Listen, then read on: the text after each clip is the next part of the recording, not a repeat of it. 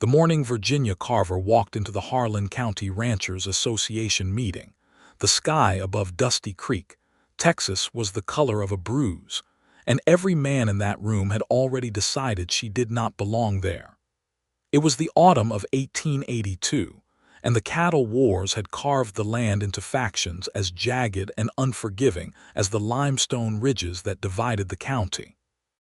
Virginia was 31 years old, a widow of 14 months, with calloused hands that knew the difference between good rope and bad, eyes the color of creek water after a storm, and a spine that her late husband Thomas Carver had once called the finest piece of ironwork in all of West Texas. She had ridden 7 miles from the Carver homestead through a cold drizzle, wearing her husband's old coat over her best dress, because the letter that had arrived last Tuesday had been perfectly clear. Every landowner in Harlan County was required to attend the annual meeting or forfeit their voting rights on the new grazing boundary proposal. Virginia owned 320 acres outright. Thomas had made sure of that before the fever took him in the autumn of 1881.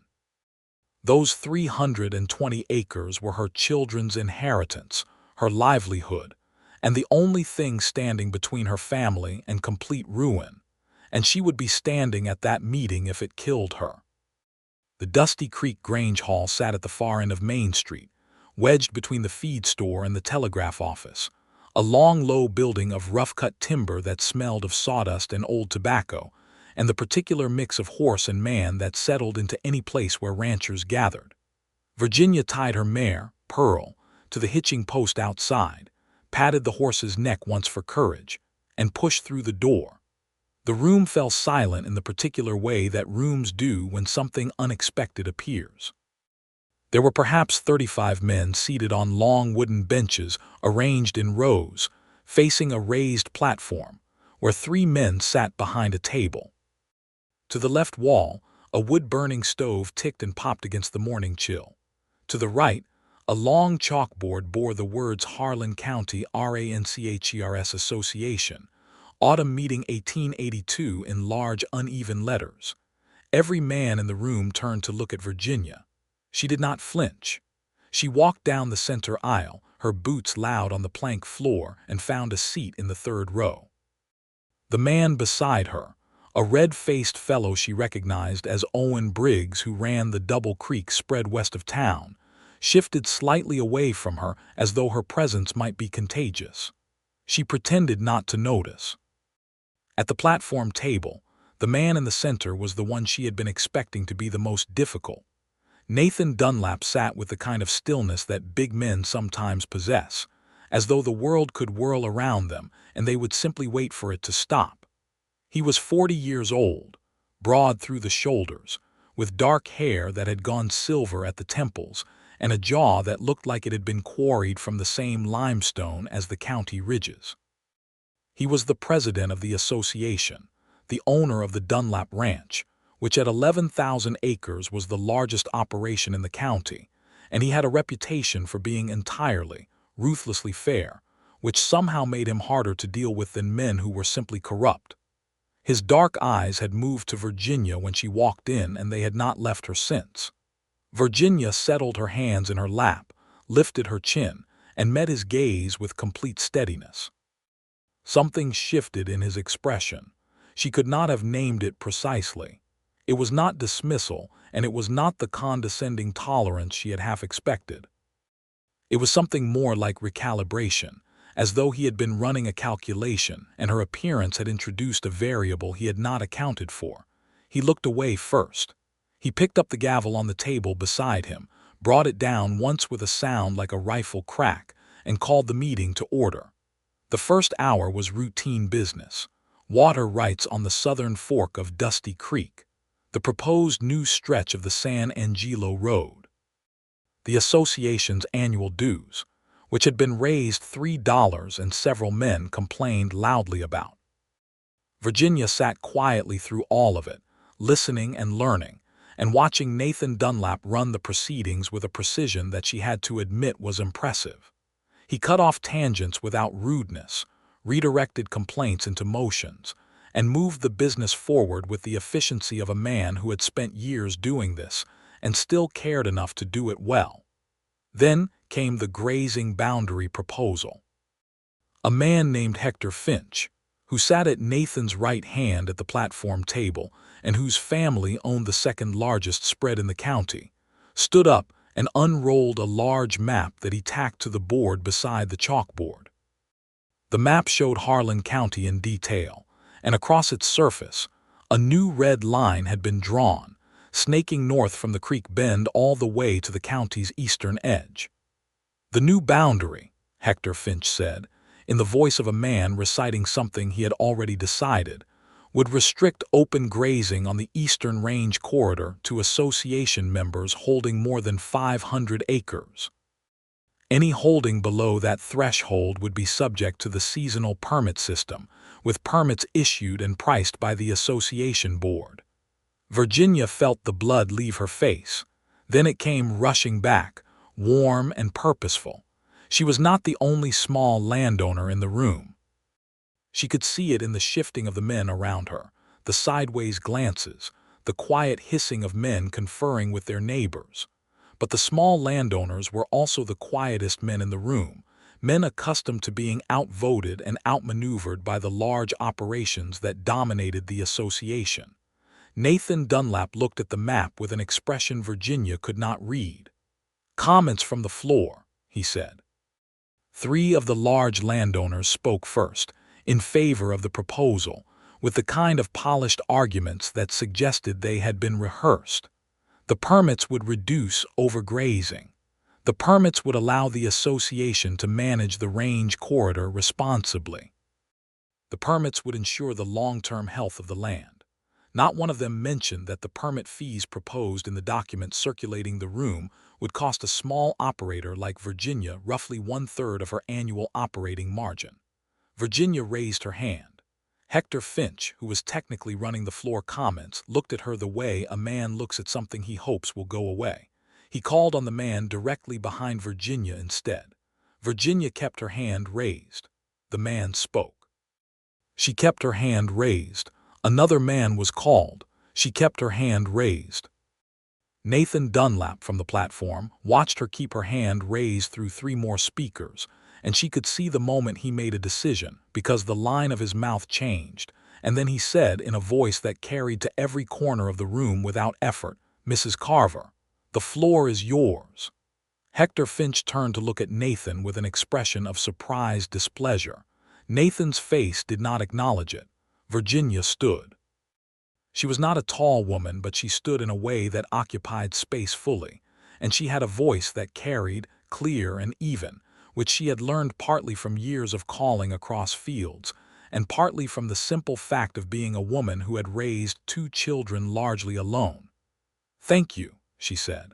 "I want to address the permit fee schedule in the proposal. Specifically the provision that landholdings below 500 acres would pay a flat permit fee of $12 per season per grazing unit, regardless of the acreage of the permit holder." She paused. Several of the small landowners had straightened up. "My holding is 320 acres, she continued. "I run 60 head of cattle on the Eastern Range corridor from spring through autumn because my land does not have sufficient water access on its own. The Carver land is bounded to the east and south by the ridgeline, and the only seasonal water source within my boundary dries in July. I have always grazed the corridor. My husband grazed the corridor. Under this proposal, I would pay permit fees of $60 per season to continue what I am legally entitled to do under the current agreement. That is not responsible range management. That is a tax on small operators that benefits large ones." The room was very quiet. Several of the large landowners had expressions that suggested they had eaten something sour. Owen Briggs, still seated beside her, was looking at the floor with what appeared to be private shame. "Mrs. Carver," Hector Finch said, with the careful tone of a man handling something fragile, "the association appreciates your concerns. However, the decision-making process. Has the association considered a scaled fee structure?" Virginia said, not loudly, but with a precision that made several men near the front turn around to look at her. Permit fees proportional to the acreage of the holding rather than a flat rate. That would achieve the management goals of the proposal without placing a disproportionate burden on small operators. The silence that followed was the kind that meant something was actually being considered. Nathan Dunlap had leaned slightly forward during her second speech, his elbows on the table, his dark eyes on her with an attention that was entirely different from the way he had been attending to the previous speakers.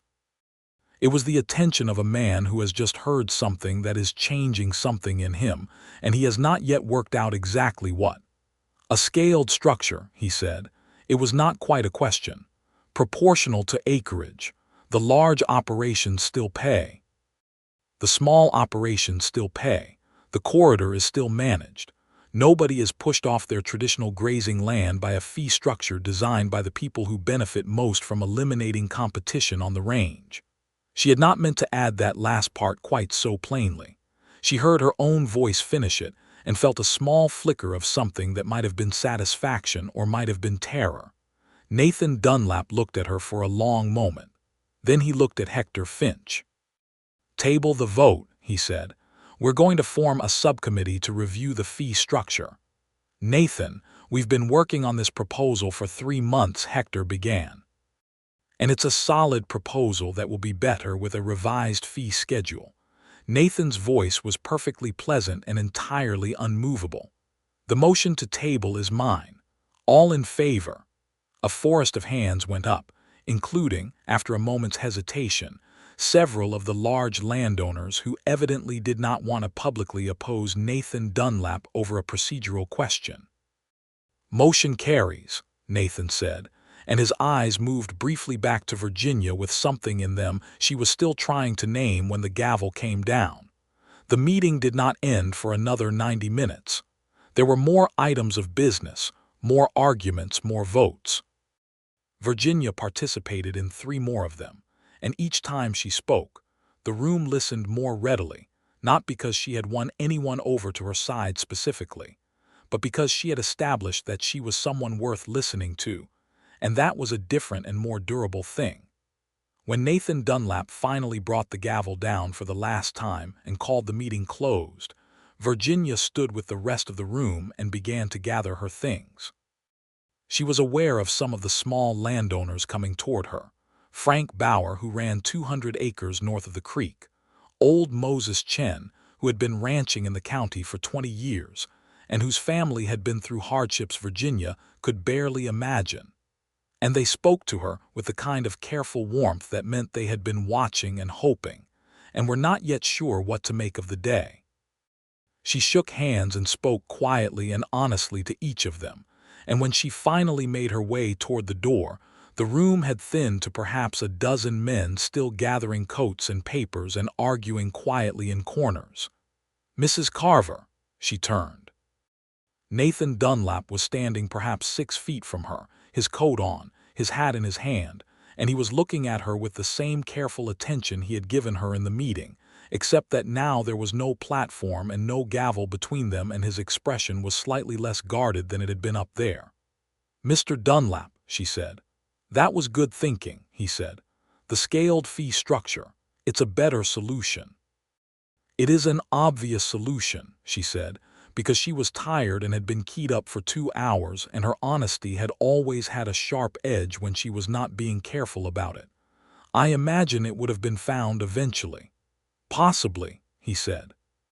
He did not appear to take offense. "What I mean to say is, it was good thinking that was delivered well under pressure, in a room that was not interested in listening to it." She looked at him steadily. "Are you offering me a compliment or apologizing for the room?" "Both," he said, and the corner of his mouth moved in a way that was not quite a smile but was clearly adjacent to one. Virginia found, somewhat against her will, that she had a response to that she did not know what to do with. She settled on the subcommittee. "The subcommittee," he confirmed. "I would like you on it." She had not expected that. She was quiet for a moment, looking at him, and he waited without filling the silence, which she noted. "I am a member of this association," she said carefully, by the simple fact of owning land in this county, but I am not a member of any standing committee, and my understanding of association rules is that committee appointments are made by the president with confirmation of the board. They are, he said. Hector Finch is on the board, she said. He is, Nathan said, in a tone suggesting that this fact was not a secret and was not, in his assessment, a prohibitive obstacle.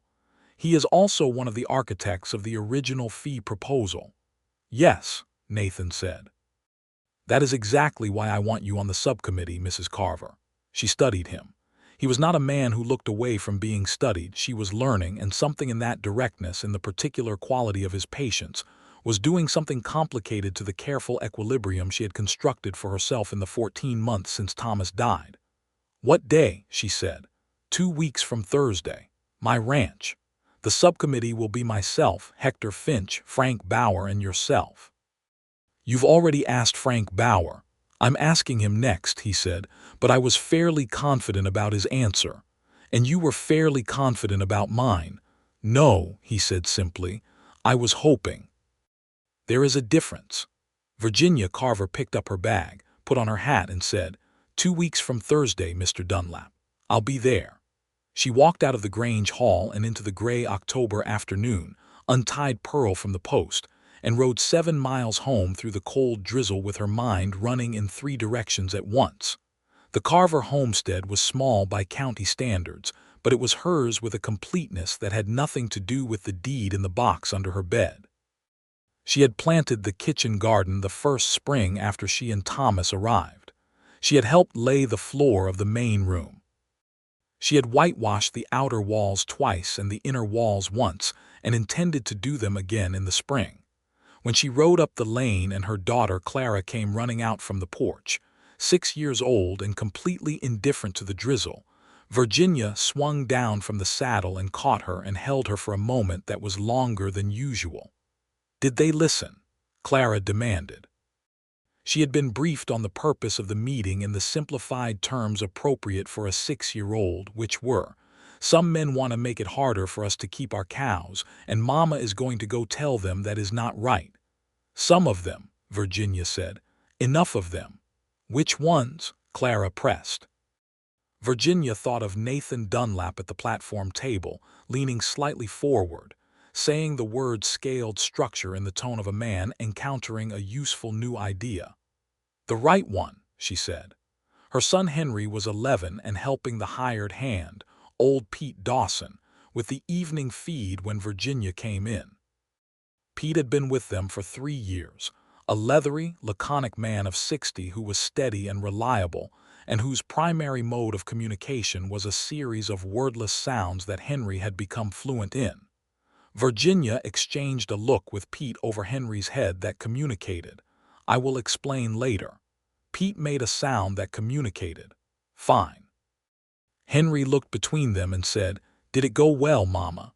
"I believe it did," Virginia said. "I believe it went very well."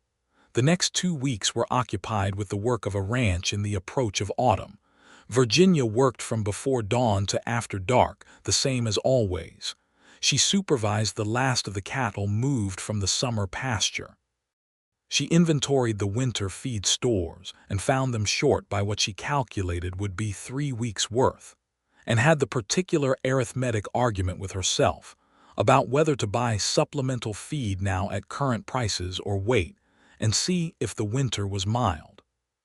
She decided to buy now, which took a portion of her reserves she did not enjoy parting with but which was the conservative choice, and she had learned that conservative choices in autumn prevented catastrophic ones in February. She also, in the odd quiet moments between tasks, found herself thinking about Nathan Dunlap. This was not a thing she had expected or particularly wanted to deal with. 14 months was not a long time to be widowed, but it was long enough that the acute grief had settled into something more like a permanent low-grade ache, a missing that had become part of the ordinary texture of her days rather than a constant emergency. She had not thought about any man in that time in any way that was not strictly practical, and the fact that she was thinking about Nathan Dunlap in ways that were not strictly practical was inconvenient, and she was not entirely sure what to do with it. Thomas had been a good man. He had been warm and funny, and had loved her with the uncomplicated enthusiasm of someone who had always been certain about what he wanted, and was pleased every day that he had gotten it. She had loved him in return with depth and steadiness, and the world without him in it was genuinely diminished, and she did not think she was disloyal to him by noticing that Nathan Dunlap had dark eyes and a quality of attention that made you feel he was actually hearing what you said. She told herself it was probably just respect. That was a reasonable thing to feel for a man who had run a meeting well and made a sensible decision and asked her to be on a subcommittee. Respect was fine. Respect was appropriate. Respect was not the same as the way her chest had done something complicated when the corner of his mouth had moved toward a smile and he had said both. She rode to the Dunlap ranch on a Thursday morning that had turned out clear and cold, the sky a hard blue above the brown hills, frost still on the grass at the low points of the road. The Dunlap spread was everything its reputation suggested. The main house was large and well built, not ostentatious but solid, a house that had been lived in by working people for a generation, and the outbuildings were in good repair, and the cattle she could see in the south pasture were in good condition, deep-bodied and calm. A man like Nathan Dunlap, who kept his property this well, did not do it by accident and did not do it by delegation. He did it by being present and attentive and exacting in the right ways. She was the last to arrive. Frank Bauer's wagon was already at the hitching rail, and Hector Finch's fine black horse was beside it. A young man she didn't know came and took Pearl's reins with a polite word, and Virginia went up the porch steps and knocked. It was Nathan who opened the door, which surprised her slightly. She had expected a housekeeper or a hired hand to be answering. He was in his work clothes, a flannel shirt and heavy trousers, and he had apparently just washed his hands and not entirely dried them, because when he held the door open there was still a faint damp brightness on his knuckles. "Mrs. Carver," he said, "come in." Mr. Dunlap. The interior of the house was what she had expected, functional and spare but not cold, the main room dominated by a large stone fireplace with a good fire going against the morning chill, a long table of hewn oak serving as the working surface for the meeting, already spread with maps and papers. Frank Bauer, a sturdy and honest-faced man of 45, rose and shook her hand warmly. Hector Finch acknowledged her with a nod that communicated his ongoing displeasure at her presence without quite crossing into outright rudeness. They sat. Nathan took the head of the table and spread the original proposal in front of them. What followed was 4 hours of the most rigorous work Virginia had done in years that did not involve cattle or weather or soil. Nathan moved through the proposal section by section with the systematic thoroughness of a man who genuinely intended to produce a better document, and not merely to appear to be producing one. He asked questions that got to the essential structure of each provision. He listened to every answer, and he made decisions with the kind of clean directness that Virginia had been waiting to see in a man for most of her professional life. Hector Finch resisted the scaled fee structure from every direction he could find. He was not stupid, and his arguments were not without merit. There was a real administration burden to a scaled structure, and there was a genuine question about what scale to use, but Virginia had spent the intervening 2 weeks thinking about nothing else, and she had answers for every angle he came at it from. She had numbers. She had worked out 3 different scaling formulas, and had calculated the fee yield of each one across the actual membership of the association, and she had those calculations on paper, in a small neat hand that Nathan, who had leaned over twice to look at her notes, she could tell was reading. By midday, they had a working draft of a revised fee schedule. By early afternoon, Hector Finch had stopped fighting the structure itself and was arguing instead, with diminishing energy, about the specific percentages. Frank Bauer said almost nothing during the meeting, but every time a vote was needed, he voted the same way Virginia did. They broke at mid-afternoon, and Nathan's housekeeper, a wide, brisk woman named Della who clearly ran the domestic side of the ranch with the same efficiency Nathan brought to the rest of it, produced coffee and a plate of cornbread and dried apple preserves that Virginia ate with the appetite of someone who had been working since before dawn. Hector Finch departed directly after eating, with the manner of a man who needs to go think about his next strategy in private.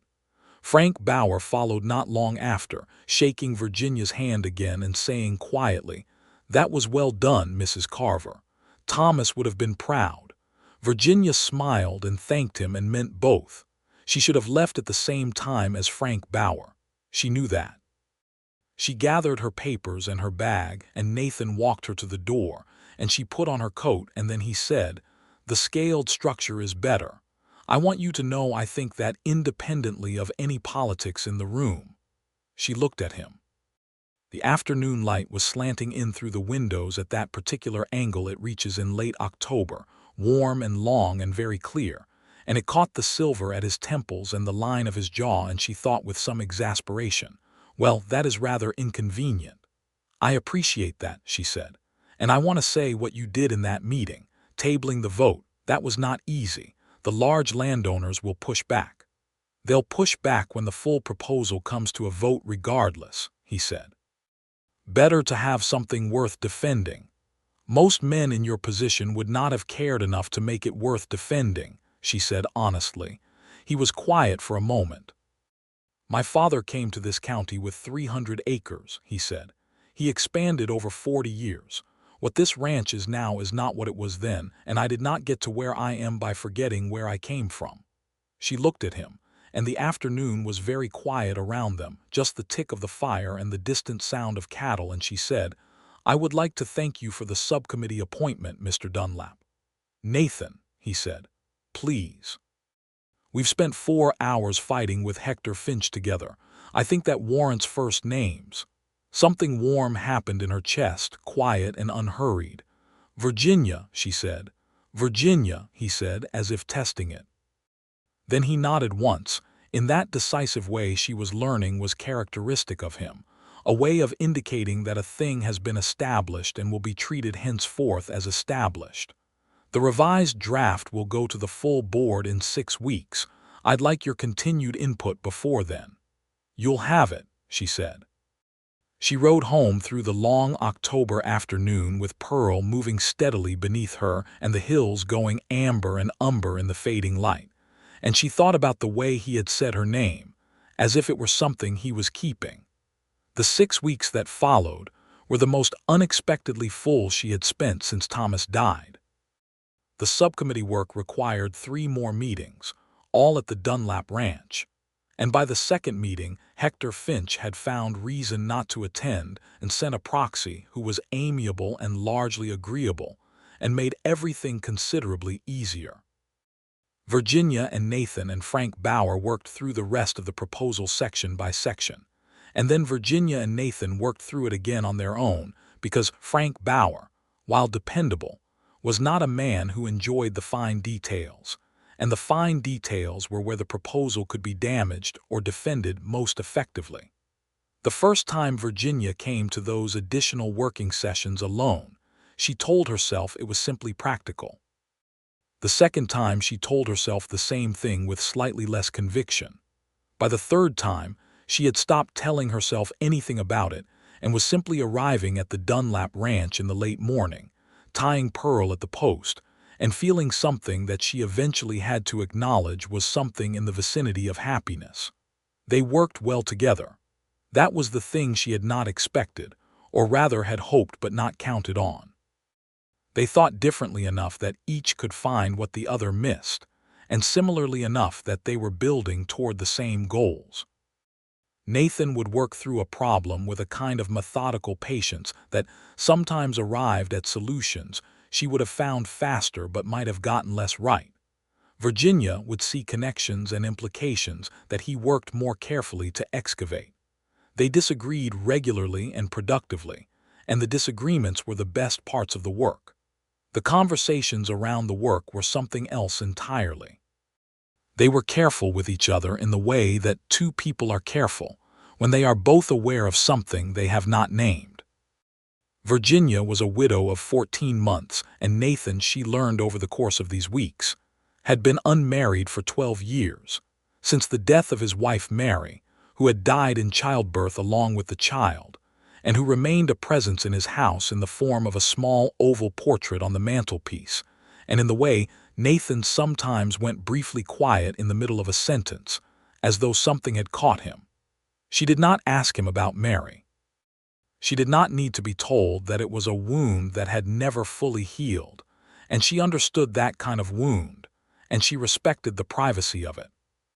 What she did instead was simply be present in the way that came naturally to her, which was honest and attentive and without performance, and she noticed that he settled in the presence of that, in the way that people settle in the presence of something that is not asking anything of them except for them to be what they are.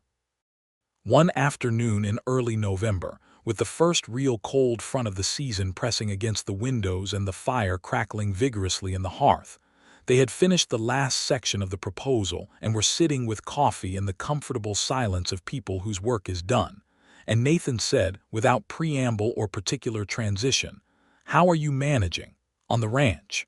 Honestly. She looked up from her coffee. He was watching her with the same direct attention he brought to everything else, and it was clearly a genuine question rather than a pleasantry. "Honestly," she said, "I am managing. I have Pete Dawson, who is worth 3 men half his age, and Henry is old enough to be genuinely useful. The cattle are in good condition. The feed stores are adequate." She paused. "Money is tight. It is always tight on a small operation, and it has been tighter since Thomas died because there are things that two people can do that one person has to pay somebody else to do. But I am not in danger of losing the land, and I do not intend to be." He nodded slowly. "If you need it," he began. "No," she said, not unkindly but with a firmness that she knew he would understand, because she had learned that he was a man who respected the borders people set for themselves. "Thank you. But no." "Because it would complicate things," he said. "Because I do not need it," she said. "There is a difference." He was quiet a moment, looking at her. "There is," he agreed. "I beg your pardon." "Nathan," she said, and she said his name in the way she had come to say it, which was simply and without ceremony but with a warmth that she was no longer trying to prevent. "I am not offended. I know what you meant." "What did I mean?" he asked, with what she now recognized as his version of teasing, which was very quiet and entirely dry and effective precisely because it was so unexpected. "You meant to be kind," she said. "You are often trying to be kind and working out how to do it without it coming across as something else. It is one of your notable qualities." He stared at her. A long moment passed. Then the corner of his mouth moved, but this time it did not stop at adjacent. It became a full, genuine smile, and it transformed his face in a way that Virginia was wholly unprepared for, and she looked back at her coffee with a composure that she was fairly certain did not fool him at all. "One of my notable qualities," he repeated. "Among several," she said. The full board meeting was the second Thursday in December, and the revised proposal was presented by Nathan with Virginia seated beside him, a thing that caused a certain amount of murmuring among the board members that Nathan dealt with by simply ignoring it, which Virginia found she admired enormously. The large landowners fought the scaled fee structure, as Nathan had predicted they would. They were organized about it, and their arguments were well prepared, and for approximately 40 minutes it was genuinely unclear which way the vote would go. Virginia spoke twice, both times with the particular focused clarity that came from having spent 6 weeks preparing to speak in exactly this room in exactly this way. Nathan spoke with the kind of authority that came from knowing the document entirely, and from being entirely fair, and from being Nathan Dunlap, which in Harlan County in 1882 meant something specific and substantial. The proposal passed, 12-9. The scaled fee structure was adopted. The small landowners of Harlan County would pay permit fees proportional to their acreage, and the large ones would pay proportional to theirs, and the range corridor would be managed without pushing anyone off their traditional grazing land by the simple mechanism of making it too expensive to stay. Virginia sat very still in the moment after the vote, with the warmth of it moving through her like sunshine through glass. She was aware of Nathan's hand on the table beside hers, not touching, perhaps 2 inches of distance between them, and she was aware of that distance with a precision that surprised her. She turned and found him already looking at her, and he said nothing, but the expression on his face was one she was going to carry home with her and think about in the quiet of the night, and she knew it. The celebration afterward was the kind that ranchers have, which involves no dancing and no particular decoration, but does involve a bottle of whiskey that appeared as if conjured and was passed around with the serious satisfaction of men who have concluded a difficult piece of business. Virginia was offered a glass with complete matter-of-factness by Frank Bauer, and she accepted it with the same matter-of-factness, and drank it standing in the warmth of the Grange Hall with the lights bright against the December dark outside. And several of the small landowners shook her hand and said things that meant more to her than she had expected. Nathan found her near the door as the evening wound down, and the other men were in clusters of conversation, and for a moment it was just the two of them in the particular privacy that can exist in a public room when everyone else is looking elsewhere. "Thank you," he said, "for the work you put into this." "It was my land too," she said. "Yes," he said, "and you could have done just enough to protect it and stopped there. You didn't stop there." She looked at him. The firelight was doing something to the silver in his hair that she was thinking about more than was strictly appropriate. "I should be getting home," she said.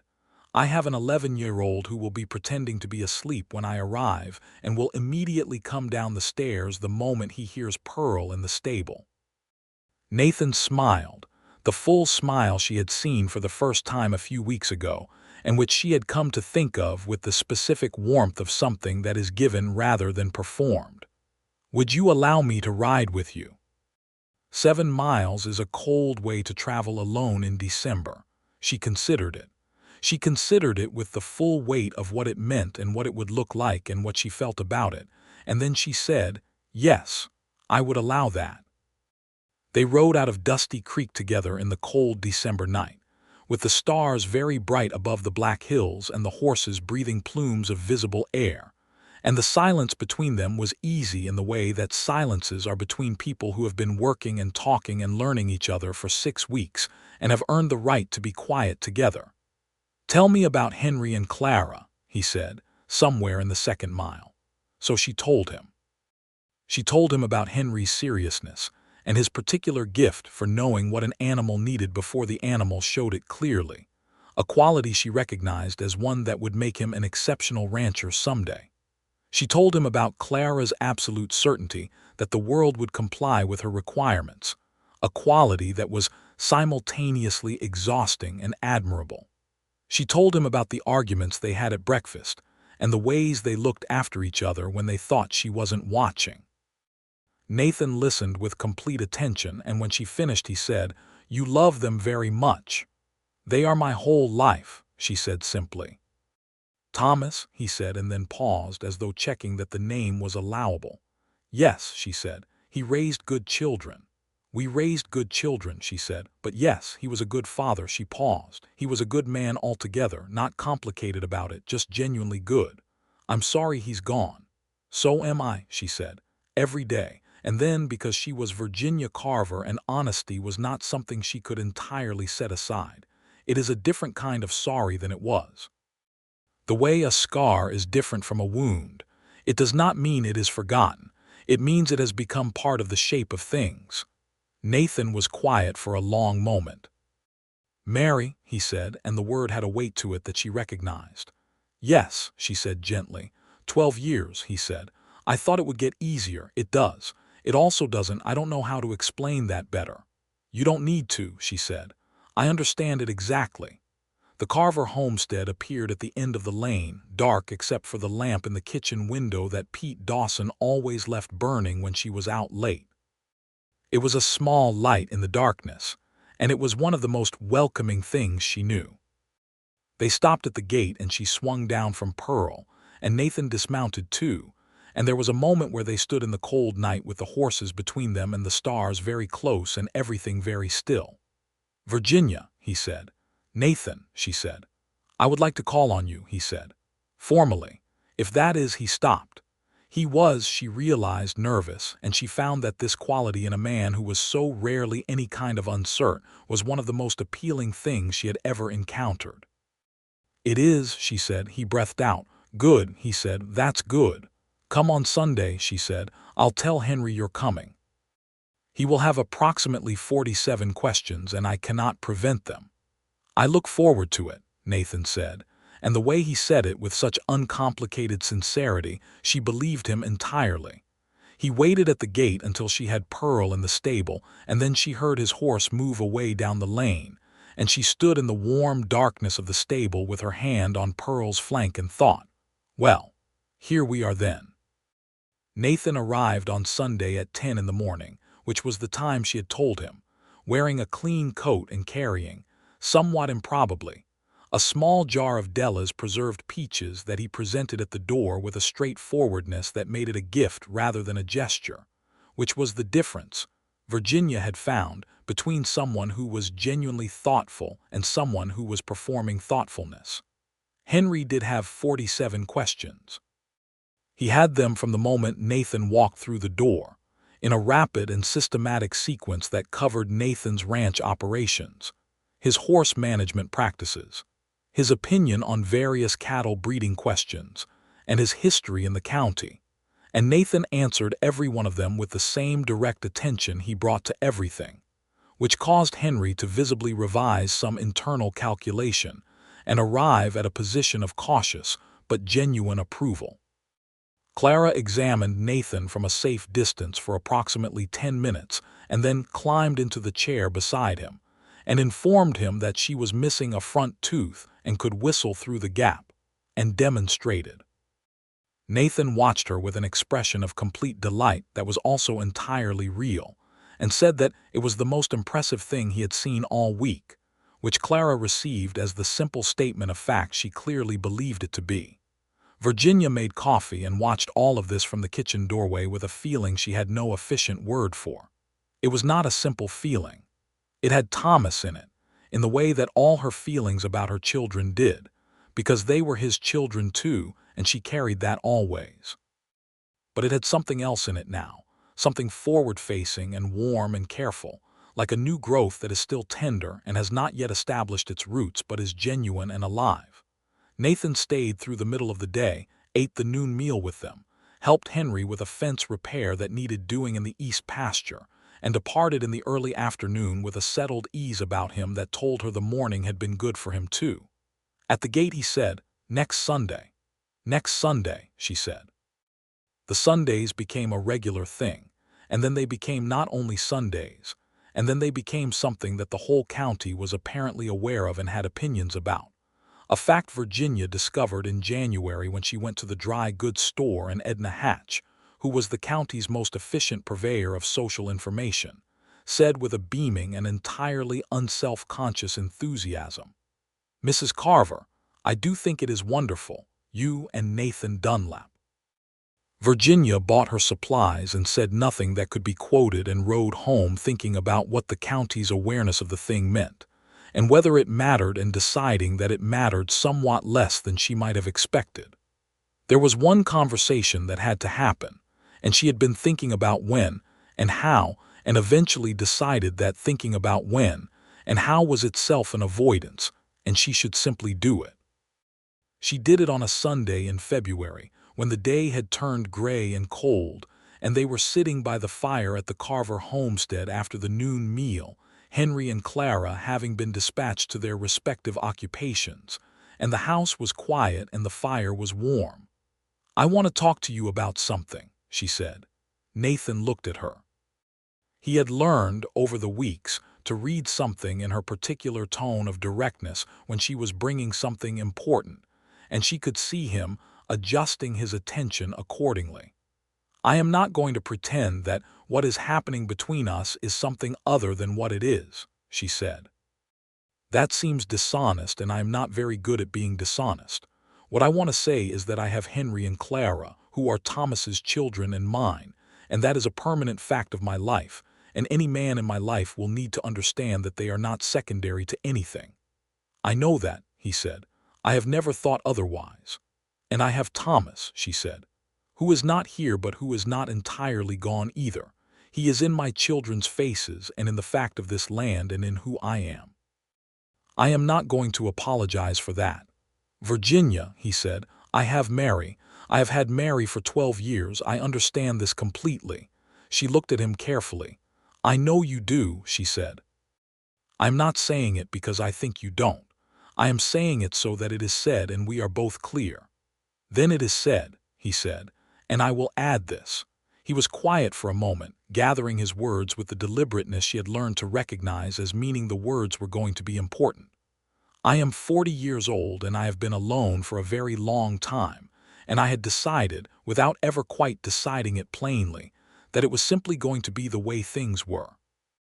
And then you walked into that meeting and stood up and said the exact right thing in the exact right way, and all that careful deciding I had done somehow became very uncertain. Virginia felt something happen in her chest that she did not try to name or manage. She simply let it happen. I am 31 years old, she said, and I had also done some deciding of my own. How is that going? He asked with the quiet, dry warmth that was his version of humor. Less well than expected, she said. He looked at her with everything he had, which when Nathan Dunlap looked at you fully was a considerable thing, and said, I am very glad. She was very glad, too. She did not say it because she was still Virginia and still had limits on how much she would reveal in a single conversation, but she thought she probably showed it, because Nathan's expression shifted into something that was warm and certain and entirely without pretense, and it was the most beautiful thing she had encountered in a very long time. Spring came in the way it does in West Texas, reluctantly and then all at once, the hills going from brown to a fierce, unlikely green in the course of 3 weeks. Virginia put in her kitchen garden and moved the cattle to the spring pasture, and began the long list of property maintenance that winter always left behind. Nathan appeared on several of those maintenance days with his own tools and occasionally with a couple of his ranch hands, and the first time Virginia noticed that Henry was working beside one of those hands with the easy comfort of a boy who has found a trustworthy example to follow, she felt something settle in her that she had not realized was still unsettled. One afternoon in late April, they were repairing a section of fence on the north edge of the Carver property, the two of them working together in the warm afternoon, and the conversation had been ranging widely across topics the way it did when they worked together, touching on the new territorial legislation and the spring cattle prices, and the question of whether the association's road proposal would survive the summer. And then Nathan said, without particular build-up, I want to ask you something. Virginia drove a staple and did not look at him. Ask it, she said. I want to ask you to marry me, he said. I am not asking you to move to my ranch immediately or to give up this land or to be anyone other than who you are. I am asking you to be my wife because I love you, and I believe you are the best person I have ever known, and I would very much like to spend the rest of my life alongside you. She set down the fence tool. She turned and looked at him. He was standing with one hand still on the fence post, dusty from the work, and his expression had the same quality it had had at the gate in December, which was honest and open and slightly uncertain, and she thought about how long it must have taken this man, this careful and self-sufficient man, to let himself arrive at openly uncertain, and she felt something for him that was so straightforward and so large that it took her breath for a moment. Nathan, she said. You don't have to answer today, he said immediately. Nathan, she said again with more emphasis. He was quiet. Yes, she said. The word hung in the warm spring air between them. Nathan looked at her for a moment as though confirming it. Then he covered the 3 feet of distance between them in a way that was not rushed but was also not slow, and she stepped toward him in the same spirit. And when he put his arms around her, It was with a care and a certainty that felt like both a first thing and an old thing at the same time, and she thought, "There it is," and meant many things by that at once. They stood there in the April afternoon with the hills green around them and the cattle moving in the middle distance and the sky enormous and blue above. And Virginia thought about Thomas, briefly, and with love and without guilt, because she had learned that the heart does not need to choose in the way she had once feared it did. And then she was simply present in the moment she was actually in, which was a very good moment. Henry, when told, asked 6 questions in rapid succession, all of which were practical and sensible, and indicated that he had been thinking about the possibility for some time and had prepared his concerns in advance. Nathan answered them all honestly, including the question about whether they would have to leave the Carver land, to which the answer was, "No, the Carver land will remain in your mother's name and in yours and Clara's inheritance. That is settled." Henry listened to this, nodded once in a way that Virginia recognized as Thomas's gesture living in his son's body, and said, "All right then," which was Henry's version of enthusiastic approval. Clara said, "Will I have a bigger horse?" And when Nathan confirmed that yes, the Dunlap ranch had a horse that would be exactly the right size for her, she said, "Good," and returned to the drawing she had been making, and that was that. They were married in July, in the Dusty Creek Church, on a morning that was already warm by 9 o'clock, and would be genuinely hot by noon, but which nobody complained about because it was the right day and the right place, and the people were right. Frank Bauer stood up for Nathan. Virginia's closest friend, Alma Greaves, who ran the millinery in Dusty Creek, and was the most sensible and perceptive person Virginia knew outside of Nathan, stood up for Virginia and spent most of the ceremony quietly and happily crying. Virginia wore a dress she and Alma had made together over the course of a month, a soft blue-gray that Nathan, seeing her appear at the church door on Frank Bauer's arm, because her own father was 3 states east, and she had written him of the marriage but had not waited, went entirely still in the way she had come to know he did when something struck him with full force. She walked up the aisle to him.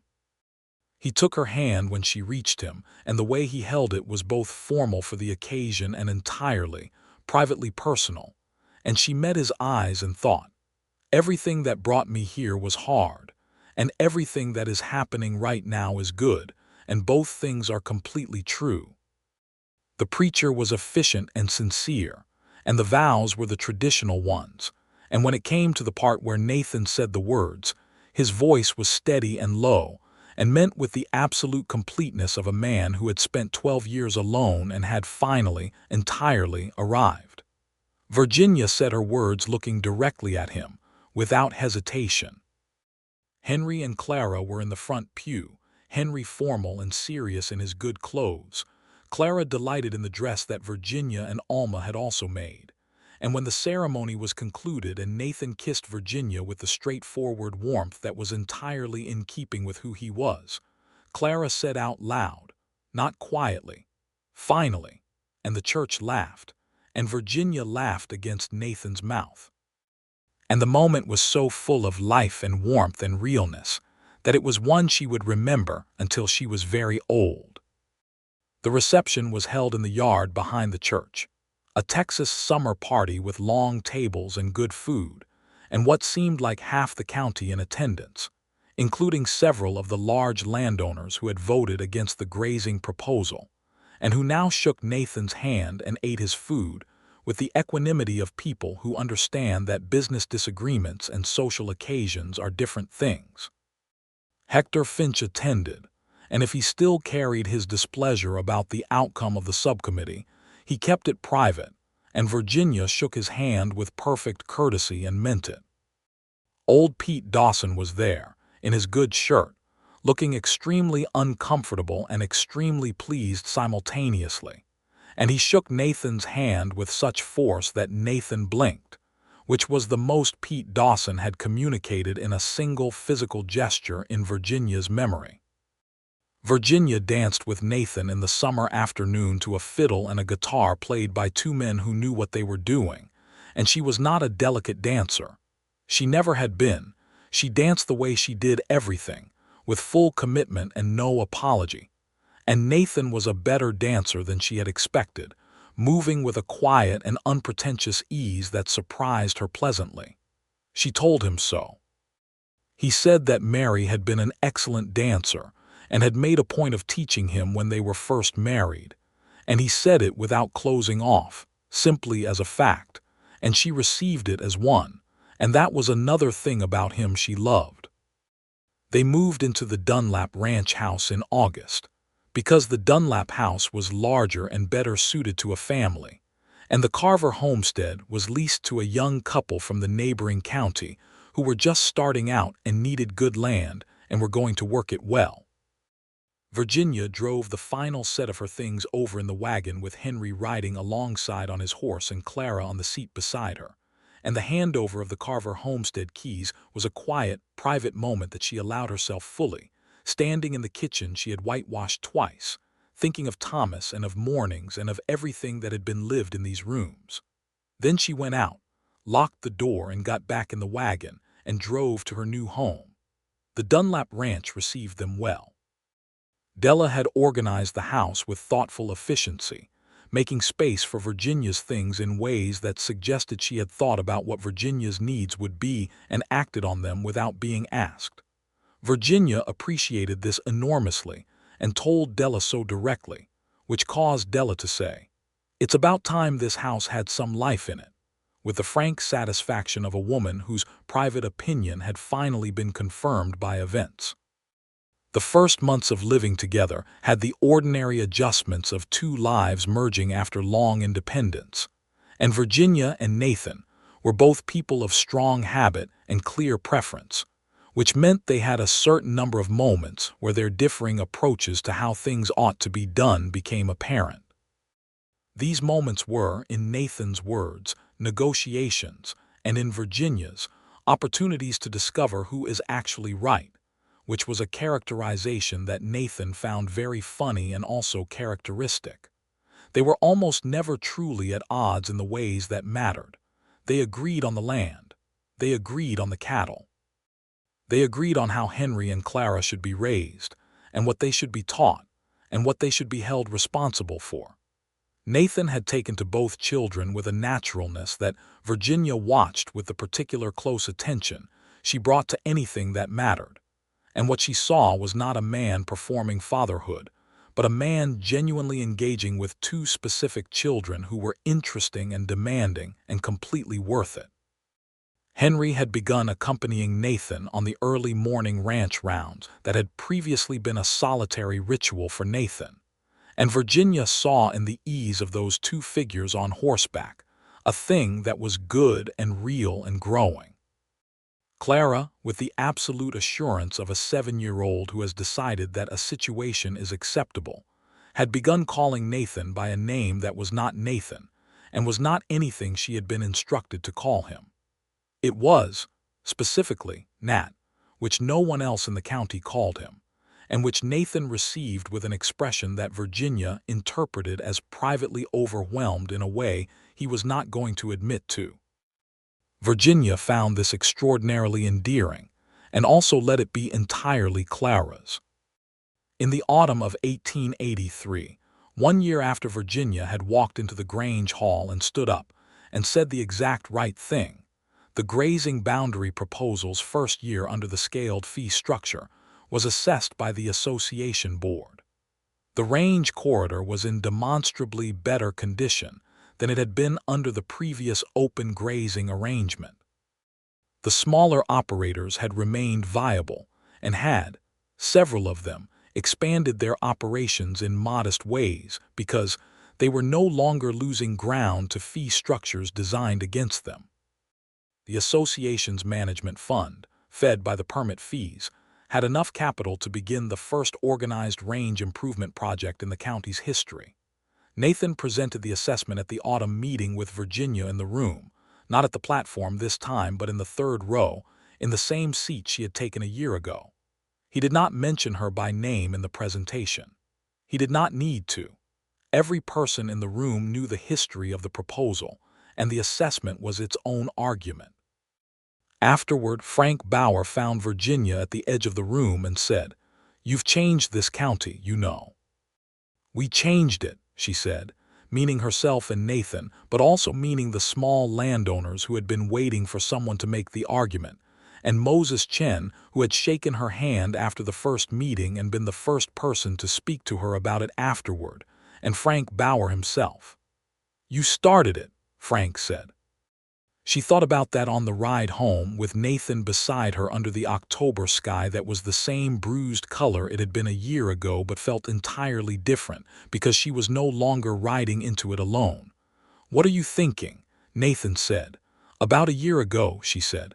"About that meeting." "What about it?" "I was terrified," she said. "I did not show it, but I was." "I know," he said. She looked at him. "You knew." "Your hands," he said, "in your lap, very still. People are either still because they're completely calm or because they're using everything they have to stay still. You were using everything you had. And you called on me anyway," she said. "Especially then," he said. She reached across the space between their horses and put her hand briefly on his arm, and he covered it with his for a moment, and they rode home together through the October afternoon. Virginia's health in the winter months was different than it usually was, which she noticed in December and acknowledged to herself with a combination of surprise and a particular private warmth. She told Nathan on a January morning when they had the house to themselves for an hour, Della out on an errand and the children at their lessons. She told him plainly, as she did most things, watching his face as she said the words. What happened to Nathan Dunlap's face in that moment was something she would remember for the rest of her life. It was not a single thing. It was a sequence of things, happening rapidly, each one visible because he did not conceal them. Surprise, and then something that was almost disbelief, and then underneath both of those, something that came from very deep and was very old and had been waiting a very long time, and it was purely joy. He did not say anything immediately. He crossed the kitchen to where she was standing and put both arms around her, carefully and completely, and held her in the way that meant everything was meant by it and nothing needed to be said. "Are you all right?" he said finally into her hair. "I am very well," she said. "I am completely well." He pulled back and looked at her face with that full attention that she had come to depend on more than she would have admitted in the first months of knowing him, and he said, "Are you happy about this?" "Nathan," she said. "Yes, are you?" "I don't have a word adequate to it," he said. Henry, when told, said nothing for a moment and then said, "So it'll be like my real little brother or sister then." He said it with a care that meant he was asking something, not just stating. "Yes," Virginia said. "Fully." Henry nodded once, again in the way that was Thomas's nod in his son's body, and Virginia felt the fullness of that without grief, just with the love that lived in her for all of them together. Clara said, "I would like it to be a sister," and then upon being told that this was not fully within anyone's control, considered the information and said, "Well, I will accept either one," with the generosity of a queen making a concession. The spring of 1884 was warm and came early, and the Carver-Dunlap spread, which was what the county had taken to calling it, a combining of names that Virginia found she did not object to, was in excellent condition. The cattle had come through the mild winter well, and the spring calving was producing strong numbers. Nathan and Henry, now 12, were managing the morning rounds together with the efficiency of two people who have established a working rhythm. And Virginia, who was showing her pregnancy now but felt entirely well and had no intention of being managed, was still doing her share of the ranch work to the exasperation of Della, who had opinions about what was and was not appropriate. "Della," Virginia said one morning in March, when Della had attempted to intercept her on the way to the stable for the third time, "I am having a baby, not an illness. I will ride to the eastern pasture and back.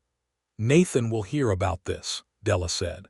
"Nathan agrees with me," Virginia said, which was true, a fact that had produced the same expression of exasperation from Della when Nathan had confirmed it, which Virginia found entirely amusing. She rode to the eastern pasture and back, and it was fine. The subcommittee's revised fee structure was renewed for a second year at the spring board meeting without significant opposition, which meant the large landowners had done the math and decided it was not worth fighting any longer. Or perhaps some of them had recognized that a system which was actually fair was also actually sustainable, and the two things were related. Virginia presented part of the renewal assessment herself, standing at the front of the room with the subcommittee's data spread on the table, 8 months pregnant and entirely unhurried. And the room's initial surprise at her presence quickly became absorbed by the quality of the information she was presenting, which was clear and complete, and did not require any particular adjustment of posture to receive. Nathan, in his chair at the head of the table, watched her with an expression that she caught from the corner of her eye between sentences, the private particular smile that was just for her, and that she had come to treasure as one of the finest things in her daily life. In May, when the hills were green and the creek was running clear, and the ranch was busy with the good busy of spring, Virginia gave birth to a boy. Nathan was with her, which she had wanted, and Alma Greaves had come from town to assist along with the midwife, and the whole business was harder than she remembered Clara's birth being, but not so hard as Henry's. And when it was over and the baby was placed in her arms, she was too tired for anything but absolute present happiness. The baby was solid and loud and had Nathan's dark hair, and as far as anyone could determine in the first days, Virginia's creekwater eyes. They named him James Thomas Dunlap, James for Nathan's father and Thomas for the man who had made Virginia who she was, and was therefore also, in a real sense, part of who his son's mother was. And Nathan had suggested the Thomas without prompting, which Virginia received with a love that was so large and so quiet it was almost indistinguishable from the air around her. Henry met his brother with the careful interest of a boy who has been fully briefed and is ready to be responsible. He held James with the same quality of attention he gave to young animals on the ranch, gentle and focused, and clearly already planning the things he would eventually teach him. Clara looked at James for approximately 30 seconds, declared him acceptable, and said, "He has to share his horse with me when he's old enough." Virginia said that this was a discussion for the future. Clara said, "I'll take that as a yes," and left the room. The summer was full. The ranch was full. The house was full in the way that houses are when they have found their right number of people, that particular warmth and noise and movement that is the sound of a life being lived at its proper scale. Virginia stood on the porch one evening in the long summer dusk, with James on her hip and the sound of Nathan and Henry in the stable, and Clara's voice somewhere in the direction of the vegetable garden, and she looked out over the Dunlap land, which was also her land now, which lay under the enormous Texas sky in the gold and amber of late afternoon, and she thought about the day she had ridden into Dusty Creek through a cold drizzle, afraid and certain and ready, and had walked into that room full of men who did not want her there. She had not walked out alone. She had not known then exactly what she was walking toward. She had known what she was fighting for, her land and her children's inheritance, and the simple justice of a fair system. She had not known that the man who called on her to speak in that room would become the man who now came to her across the yard in the evenings with his face relaxed, and his step easy in the way of a man who has come home to a place that is genuinely home, and that the life they would build together would be as solid and real as the limestone under the Texas soil, and as alive as the green of the spring hills. Nathan came up the porch steps and stood beside her, looking out at the evening. He had James's small fist wrapped around one of his fingers without apparent design, a thing James did whenever Nathan was close enough to reach, and Nathan carried this with the comfortable ease of someone long accustomed to it. "Henry thinks we should look at adding to the north pasture," Nathan said. "Henry is 12, Virginia said. "Henry is right," Nathan said. "The north pasture could carry another 20 head if we brought the fencing out to the creek bend." "He told me the same thing last week," Virginia admitted. Nathan looked at her sideways with the quiet smile. So we're both being advised by a 12-year-old. A 12-year-old who knows this land, she said. He has Thomas's eye for it. Nathan was quiet for a moment, the comfortable quiet that they had earned over 2 years of working and living and choosing each other every day. He does, he said. It's a good thing. Yes, she said, it is. James made a demanding sound that meant he had decided the evening was over and supper was required. And Virginia shifted him on her hip and turned toward the door. And Nathan held it open for her. And the house received them with warmth and light, and the smell of Della's supper on the stove. And Clara came in from the garden with dirt on her hands, demanding to know what was for supper. And Henry appeared from the direction of the stable saying something about fencing materials, and whether the association had a bulk purchase arrangement. And Nathan answered him seriously, leaning against the kitchen doorframe with the ease of a man at home in his life.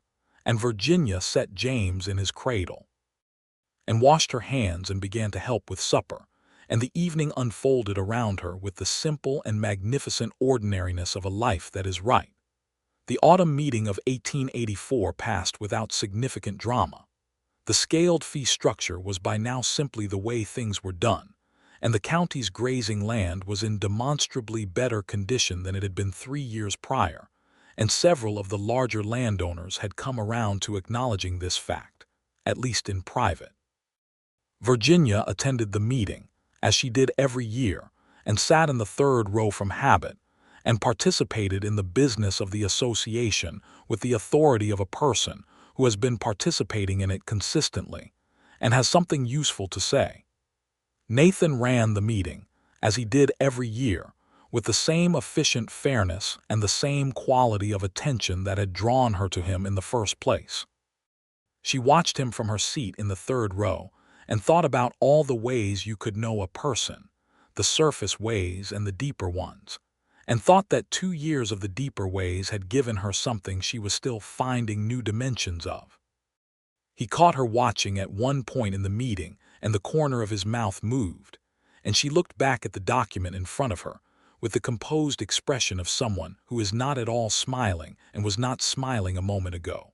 And several people in the row around her seemed to find something interesting to look at elsewhere, which was a county-wide acknowledgement that Virginia and Nathan Dunlap were the kind of people that other people were glad to know were together.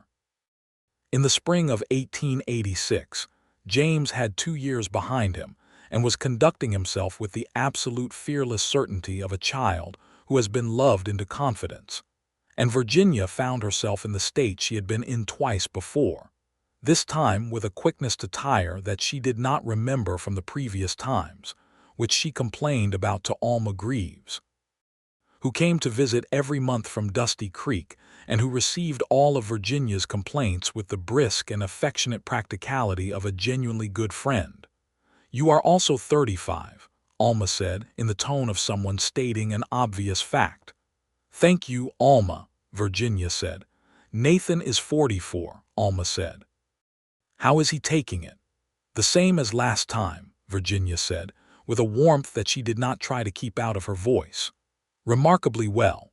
The child born in November of 1886 was a girl, and Clara, now 10 and in full authority of the situation, named her Rose without consulting anyone, on the grounds that she had been waiting for a sister for 2.5 years and had earned the right to name her.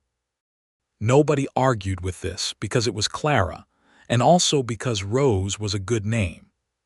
Henry, 14 now, was running parts of the ranch's daily operation with Nathan in a working partnership that had evolved naturally over 4 years into something that was both practical and deeply personal. And watching them work together, Virginia felt something that she could only call gratitude, large and straightforward, and without complication. There was a conversation Virginia had with Nathan in the winter of that year that she remembered afterward as one of the essential conversations of her life. It was late, the children all asleep, the house quiet, the fire low, and they were sitting together on the settle in the way they did at the end of full days, close and easy and without the need for anything to be said in particular. And Nathan said into the quiet, "I want to tell you something." "Tell me," she said. "I was happy before," he said. I want you to know that. I was not miserable. I had the ranch and the work in the county, and I had a life that was full enough. And then you walked into that meeting. Virginia listened. And now, he said and paused, with the deliberateness that meant the words were being chosen carefully. And now everything is different. I don't mean just fuller, though it is that. I mean the whole quality of everything is different. I did not know what I was missing, and I suppose that is the usual thing that you don't. But I know now, and I want you to know that I know it. Virginia looked at the fire for a moment, and then at him, and he was watching her with those dark eyes that had been watching her with full attention from the moment she walked into the Grange Hall in October of 1882, and she said, "Nathan." "Yes," he said. "I walked into that meeting by myself," she said, "and I have not been by myself since. I do not mean that I have lost myself. I mean the opposite of that. I mean I have been more fully myself since that meeting than I was before it, and a great deal of that is you." She paused. "I want you to know that I know it too." He reached over and took her hand in both of his, in the particular way he had of holding her hand that was unhurried and complete, and always made her feel as though she was exactly where she was supposed to be. And they sat in the quiet winter evening with the fire low and the house breathing around them and the good weight of their life together in every corner of every room. "Good," he said. "That's very good." The years that followed were the years of a life well built and well lived. The Dunlap Ranch expanded, modestly and wisely, never beyond what it could be managed well. Because Nathan was not a man interested in size for its own sake, and Virginia had given him more reasons to be deliberate about what he was building and for whom. The Carver land remained theirs, a holding within the larger holding, and when Henry was 21, he took primary responsibility for it with a capability that neither surprised nor overwhelmed anyone, because he had been preparing for it since he was old enough to walk beside Nathan on the morning rounds. The association remained a fixture of their county life, and Virginia's voice in it was established and respected in the way that things which have proven their worth over years become simply part of the structure of how things are done. The scaled fee structure, which had been Virginia's first contribution to the association, was still in place 15 years after the day she stood up in the third row and proposed it. And it had been quietly revolutionary in the ways that practical good ideas often are, less obviously dramatic than the things people tell stories about but more durably useful. Clara, by the time she was a young woman, had her mother's stubbornness and her own particular form of it, which was more theatrical and considerably more entertaining. And she had the horse she had been promised, and she rode it with the confidence of someone who had been told from early childhood that she was capable of things and had acted on the information. She also turned out to have a talent for numbers that surpassed anyone else in the family, a talent she deployed with cheerful and merciless efficiency on anyone who attempted to shortchange her in a transaction, a quality Virginia considered among her finest achievements. James grew into the dark-haired, creek-water-eyed child he had been at birth and became a young man of quiet humor and deep steadiness, with his father's patience and his mother's directness, and he took to the cattle with a devotion that suggested ranching was in him as a vocation rather than a circumstance. Rose, the youngest, was named right. She was not gentle in the ways roses are ornamental. She was vivid and thorned and absolutely blooming, and she caused Della more gray hairs than anyone else in the household, which Della bore with the honor of someone who considers a lively household a mark of a life well organized. Virginia Dunlap. She used both names on documents. Carver Dunlap, which the county had gotten used to, was in her 50th year when the century turned, and she stood on the porch of the Dunlap Ranch house in the first light of the new year of 1900 and thought about 18 years. She thought about all the things that had happened in those 18 years, the children grown and building their own lives, the land improved and expanded and cared for, the county changed in the specific ways she had worked to change it, and in the general ways that time changes everything, And the man beside her who had stood beside her through all of it and would stand beside her through whatever came next. Nathan was 60. He had more gray than dark now, and the years of weather were in his face in the ways years of working outdoors produce, and he was still the same person he had been in the chair at the front of the Grange Hall, steady and direct and capable of a smile that still did something complicated to her chest in the exact same way it had the first time she saw it. "New century," he said. "New century," she agreed. "How do you feel about it?" she considered. The morning was clear and cold, frost on the grass, the first light on the hills going from gray to gold, and the ranch spread around them in the silence of early morning, alive and quiet at once. "I feel good about it," she said. "I feel very good about it." He put his arm around her, and she leaned against him with the ease of 2 decades of daily choosing, of arguments and reconciliations and laughter and grief, and all the ordinary, extraordinary business of a life built together. And the sun came up over the limestone hills of Harlan County in the first morning of the first year of a new century. And Virginia Carver Dunlap stood on her porch with the man she loved and thought of the morning she had ridden through a cold drizzle to say the exact right thing in a room that did not want to hear it, and of everything that had followed from that, and thought, yes, this is how a life is supposed to go. The cattle moved in the south pasture. The stable boys were beginning to stir. Somewhere in the house, Rose could be heard arguing about something with energetic clarity. Henry's horse was visible on the lane, coming in from the Carver land for the morning meeting. James would be up and out by now, she knew. She could see the light in the north pasture that meant he was already at the fencing project he and Nathan had planned for January. All of it was hers.